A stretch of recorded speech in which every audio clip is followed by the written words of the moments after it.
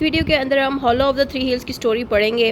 Hollow of the three hills एक बहुत ही मशहूर कहानी है और ये आपके जो पार्ट 1 के जो स्टूडेंट हैं उनके लिए मैंने ये बनाई है, क्योंकि बहुत से स्टूडेंट्स कह रहे हैं कि मैम हमें स्टोरीज़ की समझ नहीं लग रही, आप इजी वर्डिंग्स में नोट्स लिखती हैं, इजी वर्डिंग में समझाती हैं, तो मैं इसलिए उनके लिए मैंने ये सब बनाया।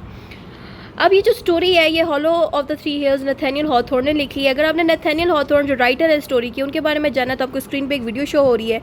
ये वीडियो मेरे चैनल पे मौजूद है, आप चैनल से ढूंढना अगर आपको मुश्किल लग रहा है तो मैंने एक प्लेलिस्ट बनाई है hollow of the three hills के ऊपर पूरी की पूरी, जिसमें मैंने hollow of the three hills के ऊपर जो भी उसकी समरी है, बायोग्राफी है राइटर की और क्वेश्चन आंसर्स है, सारा कुछ मैंने उस प्लेलिस्ट में डाला हुआ है। वो आप जब खोलेंगे तो आपको बायोग्राफी भी राइटर की मिल जाएगी और जितने भी सवाल आपको इस स्टोरी से चाहिए वो भी आपको वहाँ पर मिल जाएंगे। ठीक है, तो इस स्टोरी को स्टार्ट करने से पहले आपकी स्क्रीन पे एक वीडियो शो होगी, आप प्लीज़ वो वीडियो देख लें।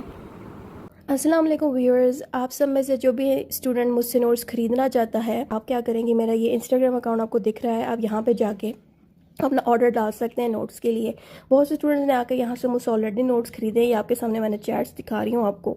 मैंने नेम इसलिए हाइड कर दी स्टूडेंट्स के ताकि उनकी प्राइवेसी डिस्टर्ब ना हो। अभी भी एक और स्टूडेंट की रिक्वेस्ट आई हुई है कि वो मुझसे नोट्स खरीदने के लिए आई है कि ये पेड लिखा हुआ है, पेड है। ये वो स्टूडेंट्स हैं जिन्होंने नोट्स मुझसे खरीद लिए हैं। ऑर्डर लिखा हुआ आ रहा है, ये वो स्टूडेंट है जिसने नोट्स खरीदने हैं, पैसे पे नहीं किए। तो जैसे ही ऑर्डर के लिए पे कर देंगी मुझे तो उसके बाद इनको नोट्स जो है ऑन टाइम मिल जाएंगे। आपके सामने मैं एक स्टूडेंट के चैट खोलती हूँ। ठीक है, ये आप देखें मैंने स्टूडेंट की चैट खोली है, यहाँ पे इसको मैंने प्रॉपर्ली सारे नोट्स अपने पीडीएफ सेंड कर दिए जैसे इसने मुझे पे किए। ठीक हो गया, दूसरा तरह से इसे खरीद सकते हैं ऑन माई इंस्टाग्राम अकाउंट। मेरा फेसबुक पेज भी है, वो भी आपको दिखाती हूँ।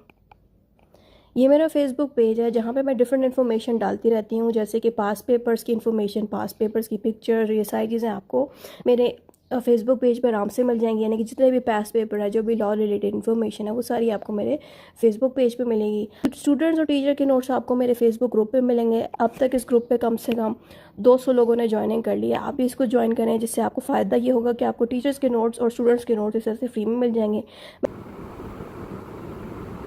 आप सबका बहुत बहुत शुक्रिया वो वीडियो देखने के लिए।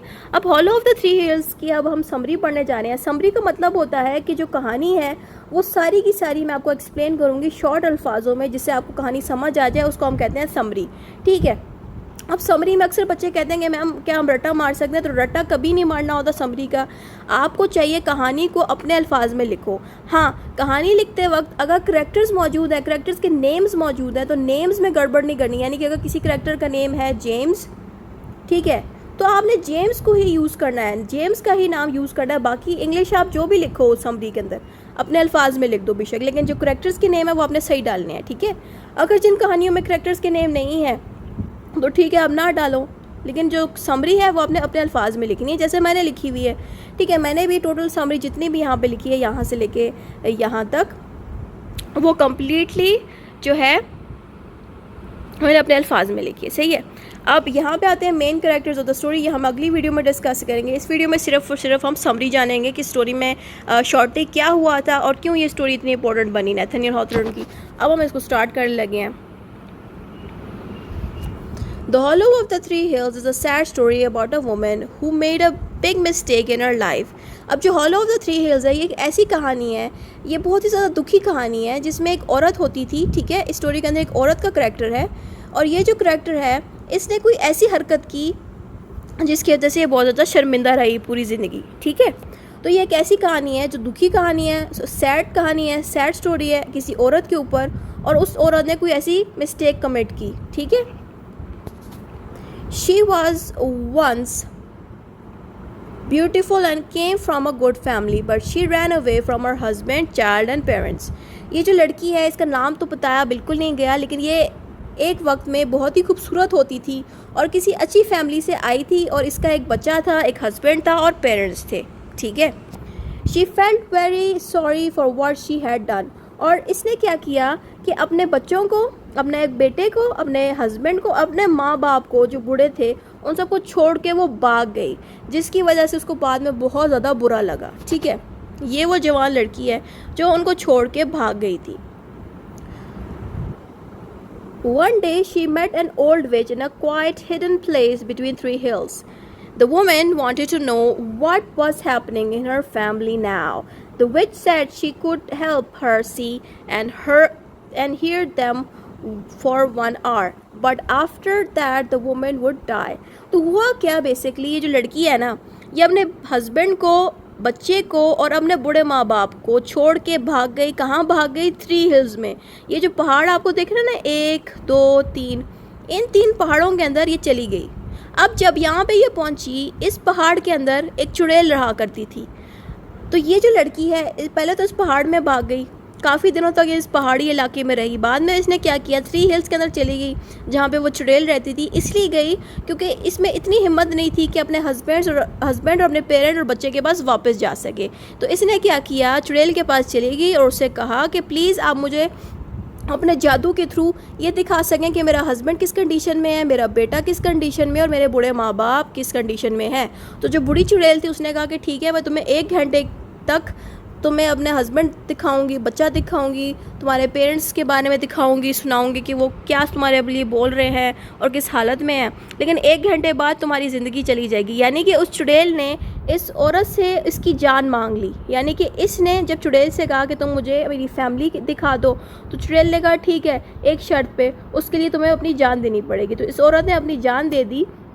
ठीक है, जैसे ही इसने सारों की विजन्स एक दफ़ा देख लिया ना, सारा कुछ देख लिया कि मतलब मेरे हस्बैंड किस कंडीशन में है, बाबा किस कंडीशन में, मामा कैसी है, बच्चा कैसा है, 1 घंटे तक इसे सब कुछ देखा सुना, उसके बाद इसकी जान चली जाएगी। ये चीज़ें इसकी समरी में लिखी है। आगे लिखा है, during that our and the woman saw 3 sad things. First she heard her parents talking, they were ashamed of her and hurt by what she has done।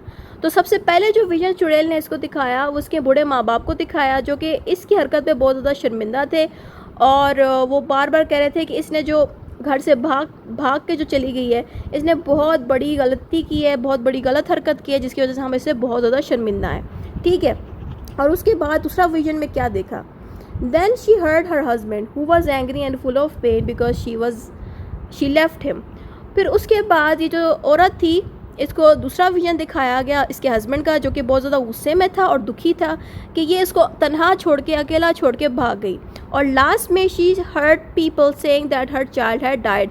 और आखिर में इसको ये विजन सुनाई दिया गया, दिखाया गया कि इसको जो बेटा है जिसको ये छोड़ के भागी थी, वो बीमारी में, ऑब्वियसली बीमार था इसका बेटा, और ये उसको उसी हाल में छोड़ के भागी क्योंकि ये जिम्मेदारी नहीं लेना चाहती अपने बच्चे की, ना ही अपने हस्बैंड की, ना ही अपने माँ बाप की।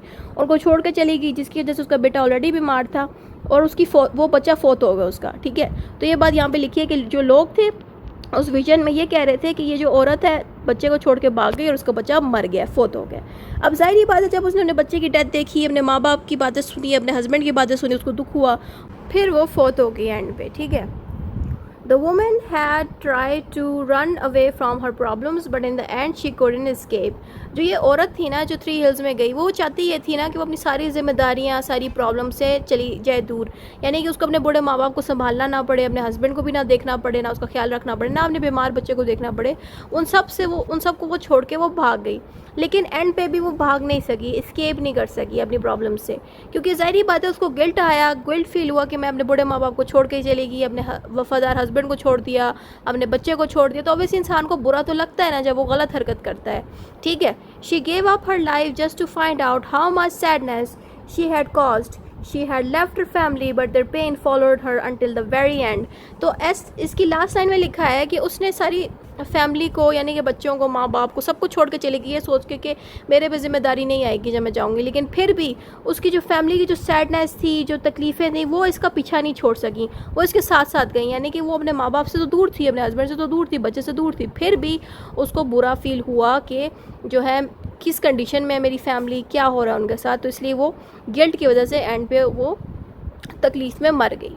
सही है, तो ये थी स्टोरी की समरी। नेक्स्ट वीडियो में हम इस स्टोरी के जो कैरेक्टर्स हैं उनको डिस्कस करेंगे। ठीक है, डोंट फॉरगेट टू सब्सक्राइब।